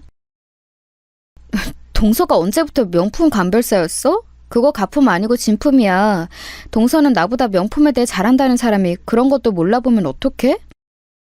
진품은 지금 이게 800만 원이 넘는데 형님이 그걸 어떻게 사셨다는 거예요? 설마 그 정도 형편의 사치를 꿈꾸시면서 엄청나게 무리는 하실 분은 아니신 것 같고 근데 진품이 맞다고 자신하시고 아, 알겠다. 진품이라고 주장하면서 파는 인터넷 업체에서 사셨죠? 가격은 진품의 절반 정도밖에 안 돼서 혹하셨을 테지만 애석하게도 형님, 그건 다 가품을 하는 거예요. 무지한 사람들이나 그런 데서 사놓고도 자기가 진품을 맨다고 착각하는 거라고요. 어머, 우리 형님 어쩜 좋아. 너무 안타까워. 울상을 짓는 척하는 꼴이 이제는 정말로 못 봐주겠더라고요. 시아버지께서는 이런 상황이 불편하시다는 표정으로 당장이라도 자리를 뜨실 기세였고요. 시어머니께서는 이게 진품인가 아닌가를 신우이한테 물어보고 계셨습니다. 신우이는 엄청 당황한 표정으로 제 가방을 뚫어지게 쳐다보면서 아리송하다는 눈빛을 하고 있었고요. 그런 와중에 남편은 그 부처같고 묵직하고 착한 사람이 조금 화가 나고 말았는지 자기 동생한테 너는 왜 배우자 단속을 못하냐며 한 소리 하고 있었습니다. 그러자 시동생은 저를 위해 동서가 오히려 나서준 것이라며 제가 나중에 큰 망신 당할까봐 동서가 걱정한 것이라나 뭐라나 그딴 소리만 하고 있었어요. 그런데 자기 형한테 대꾸하는 태도가 영 불량하더라고요. 아무리 자기가 좋은 회사 다니고 있고 집안 꽤 괜찮은 여자를 만나서 스스로 형보다 나은 아우처럼 느끼고 있다고 해도 그걸 겉으로 저렇게 표출하면 안 되는 거란 생각이 들었습니다. 전에는 저렇게 겉으로 막 드러내는 사람은 아니었던 것 같은데 동서 때문에 물든 듯 싶었어요. 동서가 워낙 개성 강하고 기가 센 사람이기도 했으니까요. 저는 이 혼란스러운 시댁의 현장을 찬찬히 뜯어보며 어처구니 없는 한숨이 저절로 흘러나왔습니다. 이런 상황의 원흉인 동서에게 제가 슬그머니 말을 건넸죠. 동서, 슬슬 어머니께서 내가 가품을 사기당한 건 아닌지 걱정하시는 눈치인데 동서가 일 버렸으니까 직접 수습해. 참고로 이 가방은 진품이고 내가 직접 구매하지는 않았지만 백화점에서 유통된 진짜 배기가 맞아. 직접 구입을 안 하셨으면 꺼림칙한 부분이 있을 수밖에 없죠. 가품인 것 같다고 지금 저한테 돌려서 심경 고백하신 거 맞죠? 아, 엄청 웃긴다. 동서, 원래도 이상한 사람이었지만 오늘따라 왜 이래? 간만에 보니까 사람이 반쯤 실성한 상태 같네? 친정집에 우환이라도 있었어? 형님, 말씀 가려서 하세요. 저희 집에 우환이 왜 있어요? 보잘것없는 형님 친정이나 걱정하면서 사세요. 왜 그렇게 말을 함부로 해? 뭐? 보잘것없어? 동서가 알면 뭘 그렇게 내 친정에 대해 안다고 그런 말을 해? 그리고 동서, 내가 만약에 저걸 가품으로 구매해서 메고 다닌다고 한들 그걸 왜 지금 이런 자리에서 이런 식으로 까발리면서 나를 엿먹이는 거야? 동서는 사람이 왜 그렇게 심보가 못된 거야? 본인 입으로 어려움 없이 유복하게 자랐다고 그런 말을 전에 했던 거 아니야? 도대체 이 과정에서 뭐가 부족하고 뭐가 불만이었어? 대체 뭐가 문제라서 언행이 이따위야? 내가 진짜 궁금해서 그래. 동서, 모자람 없는 환경 속에서 인정이 왜 이렇게 찌그러졌어? 저의 작은 목소리가 한 채 흔들림도 없이 빠르게 흘러나갔어요. 제 말이 이어질수록 동서의 얼굴은 시뻘겋게 달아올랐죠. 각자 혼란스럽게 있던 시댁 식구들이 어느새 이쪽을 주목하고 있었어요. 가운데 샤넬 가방을 둔 두 며느리의 대치 상황이었고 방금 무슨 대화가 오갔는지는 모르지만 동서 쪽에 얼굴이 붉게 달아올라 있었으니 시댁 식구들이 궁금증을 가지고 잠시 숨을 죽였습니다. 그리고 바로 그 순간 동서가 이를 갈면서 이렇게 말했어요. 말 더럽게 하네. 원래 캥기는 게 없으면 말이 짧은데 꼭 이렇게 캥기는 구석이 많은 사람들이 말이 많더라? 너보다 잘난 나한테 열등감 있다고 솔직하게 털어놓기에는 자존심 때문에 안 되겠고 기껏 탐나는 게 정교한 샤넬 가품 장만해서 나한테 선보이는 거야? 내가 결혼하고 나서 처음 명절 때 샤넬 가방 메고 왔었던 게 그렇게 부럽고 충격적이었나 봐? 네가 내 가방 훔쳐갈까 봐 그 이후로 그 샤넬 가방 안 메고 왔어. 내 거는 진품이거든. 근데 너는 사람 자체가 나에 비하면 가품이라 그런가? 정말 짭스럽다. 사람도 짭이고 가방도 짭이야. 모두가 듣는 가운데서 행해졌다는 것에 더욱 충격적인 동서의 발언, 그리고 엄청난 전막이 감돌았습니다. 냉소정의 표정을 짓고 있었던 동서는 자기 표정보다도 더 차갑게 식은 공기를 읽은 것인지 아차 싶은 얼굴로 입가에 손을 가져가더라고요. 당황한 시어머니와 시누이가 서로 시선 교환을 하는 것까지 보고 저는 그 문제의 샤넬 가방을 모두가 지켜보는 와중에 탈탈 털었습니다. 그러자 내용물이 거실 바닥으로 쏟아져 내렸죠. 그렇게 해도 제가 원하는 물건이 나오지 않아서 저는 가방 내부의 수납 공간에 손을 넣어서 그걸 끄집어냈습니다. 그건 바로 작디 작은 물건 명함이었어요. 부끄럽지만 저는 부부 모임에서 혹여나 이걸 고등학교 동창 앞에서 쓸 일이 있을까 싶어서 챙겼던 거예요. 그런데 이걸 시댁 식구들 앞에서 꺼내들 줄은 몰랐습니다. 하지만 저는 참을 만큼 참은 상황이었고 결국 본의 아니게 숨겨왔던 그 사실을 알리게 되었죠. 그러는 너도 말 더럽게 많은데? 근데 너 방금 나한테 반말했냐? 성실만 나쁜 게 아니라 너는 판단력도 나쁜 것 같아. 아무리 네가 오만방자하게 굴어도 모두가 묵인해준다지만 그렇게 대놓고 싸가지 없다는 걸 공개해버리면 어떡해? 너만 손해지. 앞으로는 싸가지 잘 챙기고 살아라. 내 앞에서 이제는 주제 파악 잘해줬으면 좋겠고 눈에 안 띄워주면 더더욱 좋을 것 같아. 아니 홧김에 반말이 나간 것뿐이고요. 형님이 먼저 함부로 제 인성을 논했으니 제가 화가 나겠어요? 안 나겠어요? 주제 파악을 해야 하는 건 제가 아니라 형님이시고요. 잠깐. 근데 이건 뭔데 저한테 주세요? 명함? 웬 명함을 저한테... 코웃음 치면서 말을 잇던 동서는 명함의 내용을 무심코 확인했다가 슬쩍 저를 쳐다봤습니다. 그리고 다시 명함의 시선을 고정했죠. 상황을 보고 있던 시동생이 호기심이 생겼는지 다가와서는 동서 옆에서 그 명함을 같이 들여다봤습니다. 이윽고 신우이가 슬그머니 그쪽으로 가서는 두 사람의 뒤편에서 그 명함을 응시하였죠. 가장 먼저 입을 연 사람은 시어머니셨어요. 아이고야, 내가 진짜 체명에 못 살겠다. 며느리들끼리 사이좋게 지내야지 이게 웬 소란이라니. 아이 근데 큰애야, 너는 뭔 명함 쪼가리를 작은애한테 건네줬어? 어? 저게 대체 뭔데 다들 신중한 표정들이 돼서 빤히 쳐다보고 있다니? 다름 아니라요. 저건 제 친정 아버지 명함이에요. 그간 제가 어머님께도 그리고 아버님께도 제 친정 이야기를 정확히 밝히지 못해서 죄송합니다. 그럴 만한 사정이 있었네요. 제 말을 듣고 시어머니께서는 더욱 어리둥절한 표정이 되셨는데 반면 명함을 같이 들여다보고 있던 세 사람은 금세 낯빛이 완전히 사색이 되고 말았지요. 특히 명함을 쥐고 있는 동서의 손이 수전증 환자 마냥 덜덜 떨리고 있었습니다. 이윽고 시부모님 두 분께서도 그 명함을 확인하셨어요. 그러자 남편은 이런 순간이 오는구나 라는 표정으로 저와 눈을 마주치며 조용히 고개를 끄덕였습니다.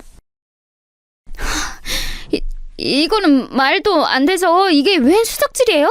이렇게 큰 회사의 회장님께서 형님의 친정 아버지시라고요? 그럼 형님이 회장님 딸? 있는 집 자식? 금수저? 우리 동서는 표현이 참 다채롭네. 근데 다 맞는 말이야. 나 회장님 딸이고 있는 집 자식이고 요즘 유행하는 표현에 따르면 내가 바로 금수저야. 동서는 무슨 수저야? 계급 따지는 거 좋아하는 것 같으니까 한번 물어볼게. 흙수저는 아니니까 동수저?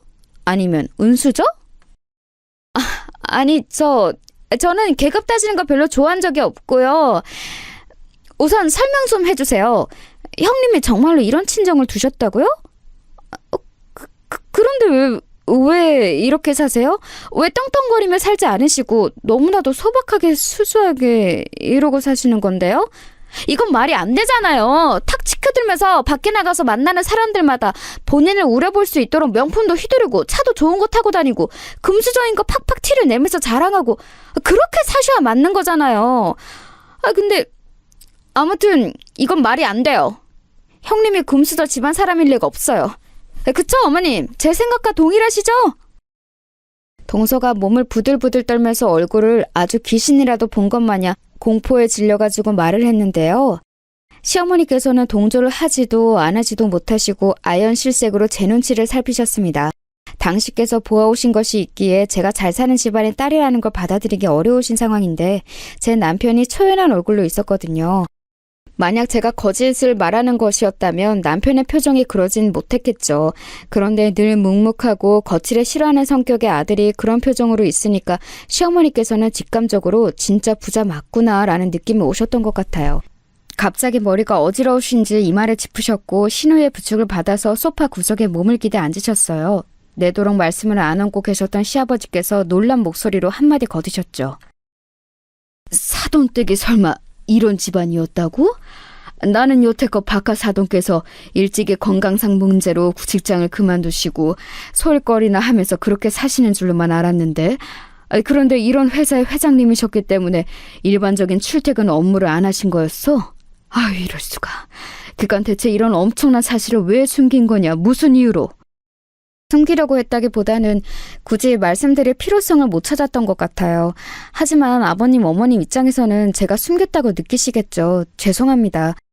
솔직히 말씀드리자면 제 친정 아버지께서 몇 번의 고비를 겪으신 끝에 절치부심으로 성공을 맛보신 분이라 그런지 굉장히 매사에 철두철미하시고 엄청난 구두쇠예요. 자식한테는 돈을 쓰실 법도 하건만 도통 그러지 않으셔서 제가 결혼 전에 친정 아버지하고 엄청 싸운 적이 몇 번 되네요. 서로 가치관이 많이 달랐거든요. 아, 참고로 이 명품 샤넬 가방은 제 친정 엄마께서 제가 혹시 기죽으면서 살까봐 사주신 거예요. 이게 생겨서 좋았고 어깨에 힘이 들어갔던 것도 사실이지만 기가 죽어서 지낸 적은 없었어요. 친정 아버지께서 지독하게 인색하시고 저와 가치관이 너무나도 다르시지만 속으로는 자식 미워하고 사랑하시는 분인 걸 제가 알고 있거든요. 그렇게 말을 하면서 희한하게 저는 머릿속으로 제 친정 부모님 두 분의 모습이 그려졌어요. 살면서 그토록 두 분이 애틋하게 여겨진 적은 없었던 것 같네요.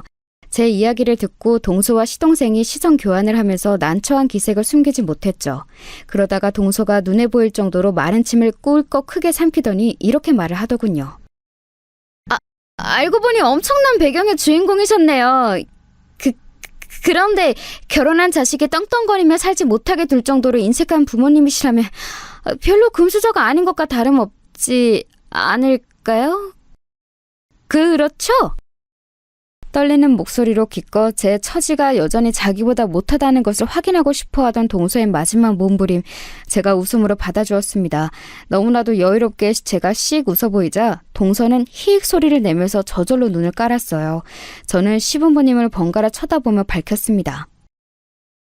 이건 올해 안에 다 말씀드리려고 했던 건데 저는 이미 제 앞으로 받기로 한 건물이 한 채 있어서 내년 안으로 건물주가 될 것 같아요. 그리고 창선 씨는 친정 아버지 회사에 들어가 일을 시작하는 것이 어떨까 하고 몇 주 전부터 얘기가 나오고 있는 중이에요.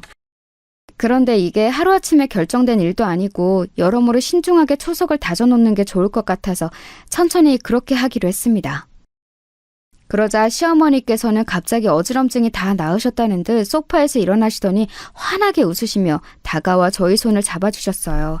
시아버지께서는 세상에 이런 일이라는 표정이 되셔서 그저 멍하게 계셨고요.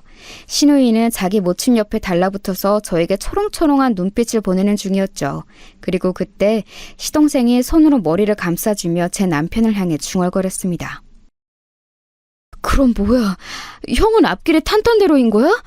무려 탄탄한 회사의 회장님을 장인어른으로 두고 그 회사에 들어가서 일을 할 예정이고 그러다가 회사까지 물려받으면?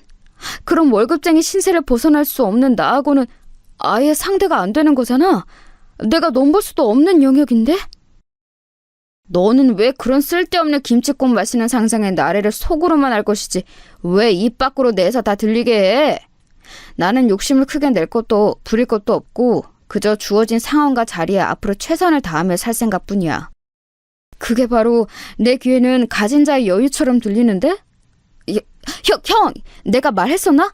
나는 옛날부터 누구보다 성실하고 올곧은 형이 최고라고 생각해왔었어. 시동생이 처연한 미소를 지으며 제 남편에게 달라붙어 아부를 시작했죠. 그런 걸 성격적으로 질색할 수밖에 없는 남편은 머리가 아프다는 듯이 한숨을 쉬었고요.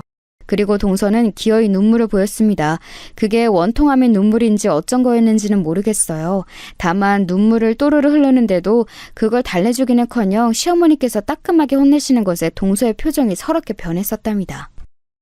너는 큰애가 네 손윗사람이라는 개념은 있는 거니? 어쩜 그렇게 말을 함부로 하고 성질 가는 대로 행동하고 그럴 수가 있어? 당장 잘못했다고 빌고 사과해. 어머니, 왜 저한테 소리를 지르고 그러세요? 그러시는 모습 너무 낯설어요. 그럼 나긋나긋하게 노래라도 불러주랴? 헛소리 말고 얼른 사과해, 얼른! 동서는 이 상황이 도저히 믿어지지 않는다는 기색을 지우진 못한 얼굴로 제 앞에서 고개를 숙였다가 이내 허리까지 숙여 보였습니다. 원래는 고개만 잠깐 숙였다가 들었었는데 저의 뚱한 표정을 보고서 또다시 히익거리더니 허리를 숙여 다시 인사한 거였죠. 동서가 이렇게 잘 놀라고 겁에 잘 질리는 사람인 줄 이날 처음 알았었네요. 형님, 그간 제가 잘 알지도 못하면서 함부로 형님께 대들고 까분 점 죄송합니다. 반성하고 있어요. 동서가 숙이고 사과하는 대상이 손아래 사람한테 무시당한 형님일까? 아니면 부잣집 형님일까? 나는 동서가 지금 나한테 진심으로 미안해서 사과를 한다고 생각하지 않아. 나에게 보였던 언행들을 동서가 벌써 반성하고 있다고 생각하지도 않아. 다만 동서는 갑자기 드러난 내 친정의 배경, 바로 그 계급이라는 것에 굴복한 것뿐이야. 내 말이 틀려? 그러니까 저는 진심으로 죄송하다고 생각하고 있어요. 동서는 웃게 됐지만 제가 코웃음을 치니까 정곡에 찔렸는지 금세 입을 다물어버렸습니다. 풀이 죽은 그 모습 꽤 볼만하더군요. 만약 제 친정 집안이 부자가 아니었다면 동서가 당장 이렇게 저한테 사과를 했을지, 시어머니께서는 당장 사과를 종용해 주셨을지, 이런 부분들을 짚어봤더니 기분이 좀 묘했습니다. 그날 어수선한 분위기를 뒤로 한 채 저와 남편은 먼저 시댁을 나왔어요. 이만 가보고 싶다고 그랬더니 시부모님께서 피곤할 텐데 쉬라며 저희 등을 떠미셨죠. 현관 밖까지 마중을 나오려고 하셔서 저희가 한사코 만류를 해드렸습니다. 집으로 가는 길 제가 남편한테 웃으면서 물어봤었어요. 3남매 중에서 이제 어떤 것으로 따지든 서열 1위로 올라선 기분이 어떠냐고요. 그랬더니 남편이 뭐라고 했던 줄 아세요? 정말 짧게 한마디. 딱히 라고 했습니다. 제 남편이지만 너무 웃긴 사람 같아요. 저는 어쩜 이런 사람을 만나 결혼을 했는지 모르겠어요.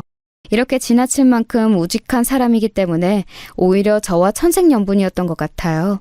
왜냐하면 시간이 흘러 결국 남편은 친정아버지 회사로 들어가 일을 시작하게 되었는데요. 아버지께서 점점 더 당신의 사위를 마음에 들어 하셨어요. 회사에서 한 자리 차지해볼 그런 욕심 남편은 안 낼 사람이거든요. 그게 아버지께서는 무척 인상 깊으셨나 봐요. 묵묵하게 내 처가는 내가 돕는다라는 생각으로 일하는 남편을 보면서 아버지께서는 처음에 당황도 하셨다가 점점 마음을 여신 모양이었습니다. 사위가 이렇게 괜찮은 인재인 줄 알았다면 내가 진작에 불러드렸을 텐데. 어쩌면 내 회사니까 내가 쥐고 어떻게든 더 오래 해보려는 나의 욕심이 이런 좋은 변화를 여지껏 막고 있었던 걸지도 모르지. 이 나이 먹고 인생을 문득 돌아보니까 반드시 내가 정답일 수는 없겠다는 생각이 들더구나. 정말요? 아버지 입에서 아버지가 정답이 아닐 수도 있다는 말씀이 나오는 날이 올 줄이야. 와, 세월이 흐르고 모든 나이를 먹는다는 게 꼭 나쁜 것만은 아니네요. 지선이 너, 네 시댁에서 이제는 떵떵거리며 지내고 있는 건 맞지? 내가 카드도 줬으니까 네 시댁 앞에서는 하여간 떵떵거리는 모습 과시하면서 지내도 돼.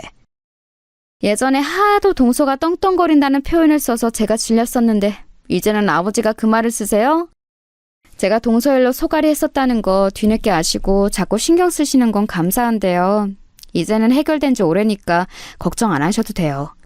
세상에서 저한테 가장 잘해주는 존재가 제 시댁일걸요? 제가 웃으면서 아버지께 말씀드렸어요. 과연 저는 그날 이후로 시댁 식구들의 극진해진 태도를 마주하며 살고 있었답니다. 특히 두말할 것도 없이 동서요. 제 집안 배경이 밝혀진 이후로 두문불출하여 저를 피하더니 어느 순간부터는 생각을 바꿨는지 저에게 아주 공손하게 행동을 하더라고요. 사람이 얼마나 겸손해졌는지 몰라요. 그런 변화가 딱히 싫지는 않아서 그냥 두었답니다. 제 이야기 들어주신 분들 모두 좋은 일만 가득하세요.